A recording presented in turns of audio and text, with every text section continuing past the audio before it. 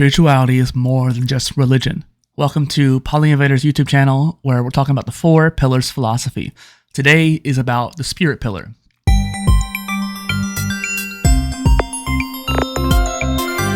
Now, I am not a religious figure. I'm not even very religious myself. I want to preface this episode by saying that I have studied multiple different religions. I grew up with Christianity. I've looked very much into Hinduism and Buddhism. I've looked into Islam. I've learned a lot through school. One of my favorite classes in high school was Classical Ideas on World Religions, and I had one of the best teachers who had such an open up mind, an open heart about many different cultures. So he full-heartedly taught many different religions and cultures, and just so people can learn from that, even Baha'i faith and stuff like that. And so while I don't necessarily connotate the spirit pillar with religion, I know that some people will, and that's okay as long as it's pushing your spirituality forward. If you are pushing for religion and you've stunted your own spiritual growth, that is not because of the religion, it's because of you. And I want to kind of clarify that.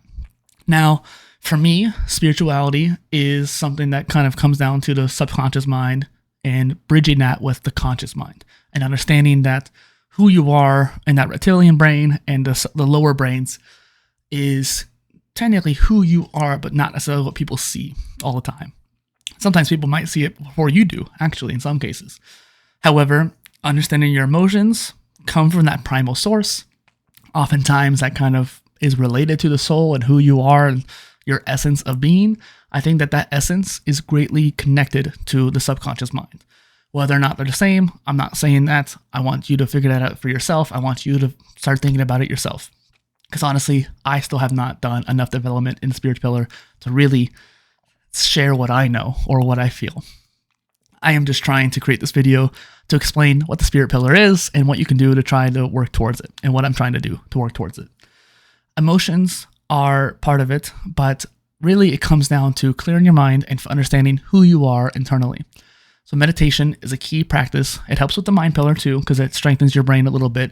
But for the most part, meditation to me is a spirit pillar practice. So while you have self-education for the mind pillar, exercise for the body pillar, you have meditation for the spirit pillar. Now, when it comes to the spirit pillar, there are a lot of different aspects behind it. And I think that understanding the more ethereal aspects to the human existence is kind of the point of it. It's exploring the external world, but through meditation or through self-reflection, through journaling. I think journaling is another practice you can do to help with your spirit pillar and understand who you are and how you feel. I often see meditation as an equivalent to praying, for example. For a lot of different religions, praying is a very meditative practice. And I've had experiences where, because I was meditating so deeply, that I felt more connected to everything that I could even imagine. I used to be meditating in a pool, a loud pool, kids running everywhere, water running. And because of all that excess noise, I was able to focus even more deeply and push myself into a deeper meditation.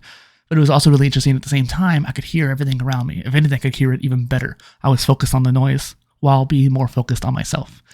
And I don't know if this episode's going to really do well. I just want to kind of share my limited experience. And there was also the Wim Hof method, which is more of a physical body pillar kind of methodology, but there is a spiritual aspect to it too.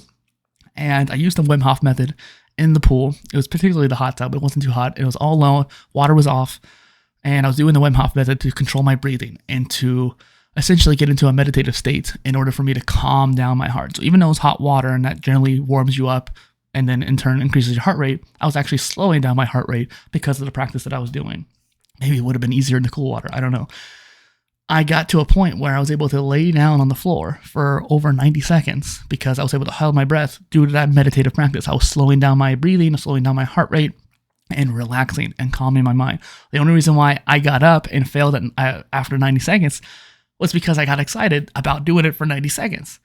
There's also been certain situations too where when I was exercising, I got into the flow state. And I think that's also another aspect behind the spirit pillar. If you want to get into, Wu Wei and Taoism, being in the state of flow with the universe, I think there's a big correlation between the mental state known as flow, as well as just going in flow with the universe. Being in flow with what you're doing shuts down the prefrontal cortex and gets you fully engaged with what you're doing. I don't think I'm in flow right now, but I definitely am focused on what I'm doing. And I think that if I was in flow, things would just come out a lot more easily. And so this episode might be a little bit shorter than others because I don't have as much to share, and hopefully this is something I could work on myself and share my progress down the line. If you have any questions, comments, or concerns, leave them down below.